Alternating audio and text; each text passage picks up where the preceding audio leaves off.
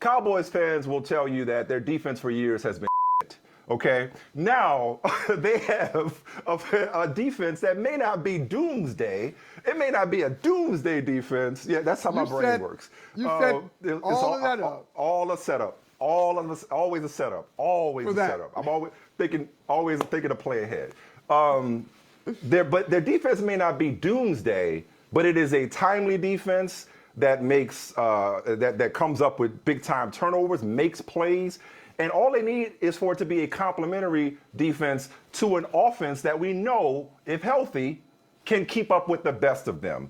And so the Cowboys have been something of a joke, or the team that people love to hate, the team that people love to crap on, as the case may be. Very polarizing team is America's team. But this team is to be taken quite seriously. I know the Eagles have their struggles, which we'll touch on in a moment. But this team is, I don't know, I know they're to be taken seriously, but they could just as easily be 1-2 as they could be 3-0. We know about what they did last week against the Chargers when Mike McCarthy almost blew it, and he had a reprise of that before halftime last night.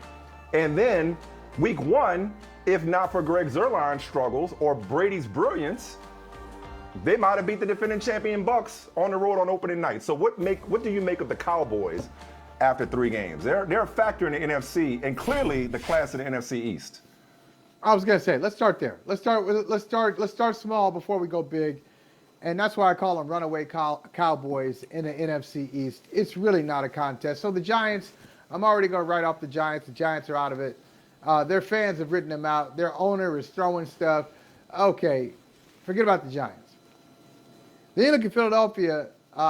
Philadelphia's not on that level. I'm not just saying that after last night's game. Philadelphia is not on the same level as the Cowboys. And now, really, all you have to worry about is Washington, last year's NFC East winner. And I don't know how the Cowboys will match up with them. I think the Cowboys are much better, especially with Dak returning, are much better than Washington, but we'll see. But I think they should be able to run away with the division, so much so that on December 1st, this thing should be wrapped up. With about 4 games left in the season, they should be done with it. But I'm gonna tell you something about the Cowboys. I had this thought, Mike, and you tell me if I'm crazy with this. I was thinking, like, who would I rather work for? If I have to work for somebody, who would I rather work for? Would I rather work for someone who stays out of the way, but doesn't give me the resources that I need, that I feel like I need to be at my best? Or somebody who gives me every available resource, and as a consequence of that, okay, like the caveat there is you get everything you need. I'm gonna give you the best facility, best stadium, best trainers. We're gonna spend money on the cap. We're gonna spend over the cap. We're gonna take some chances. We're gonna be aggressive. But the caveat is I'm gonna be around a lot. Yeah, I'm really gonna be around. I think I'd go with the latter. I really do. Yeah, the best bosses are a combination of the two. The best bosses stay out of the way and give you everything you need. But if you have to go, the saying goes, you hire smart people and you hire smart people and let them do their jobs. But to answer your question directly, yeah, I much rather prefer the latter. And you're talking to a control freak, so I think you knew I was going to take the latter. Yeah. That's who Jerry Jones is. And so Jerry Jones really has every year, I love listening to Cowboys fans year after year thinking this will be the year. Okay, we're going to do it this year. They believe, in a lot of cases, they believe in players that the rest of the NFL fans don't believe in. They see things sunnier than a lot of other people see things.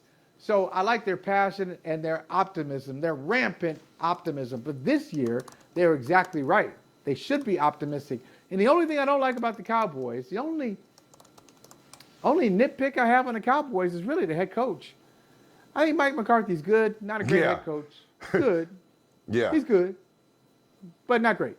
But other than that, yeah, I've got no issues with the Cowboys, and especially, I'm going to go with what you said on their defense. They got Dan Quinn coordinating that defense now. Dudes love Dan Quinn. You talk to those players about Dan Quinn, they just love his energy. They love his aggressiveness. So going back to Seattle, he's going to bring something out of them. Yeah, he's going to bring something out of them they haven't had in a long time. I like the Cowboys as one of the best teams in the NFC. Yeah, I mean, Mike McCarthy's no small thing. His clock management, that's going to bite them in the ass one of these days. Right. You know, worse than it already has. But offensively, especially, I mean, it was just and we didn't get to this last week. There were some people questioning Zeke about the contract and the lack of production.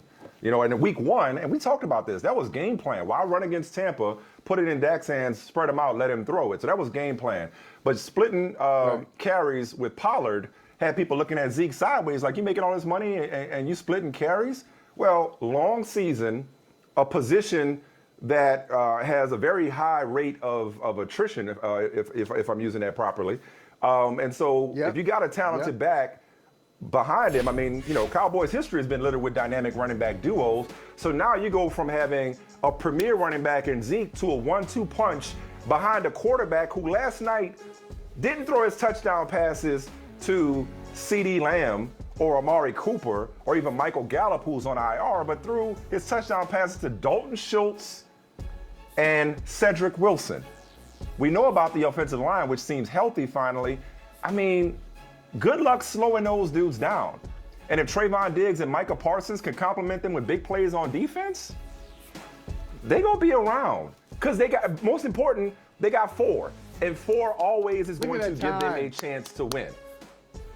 4 is always going to give them a chance to win. By the way, right there, that's the touchdown we just showed that put them up 34-14. That's a 4th down throw. And I was watching that live, 11 minutes to go. It's 27-14.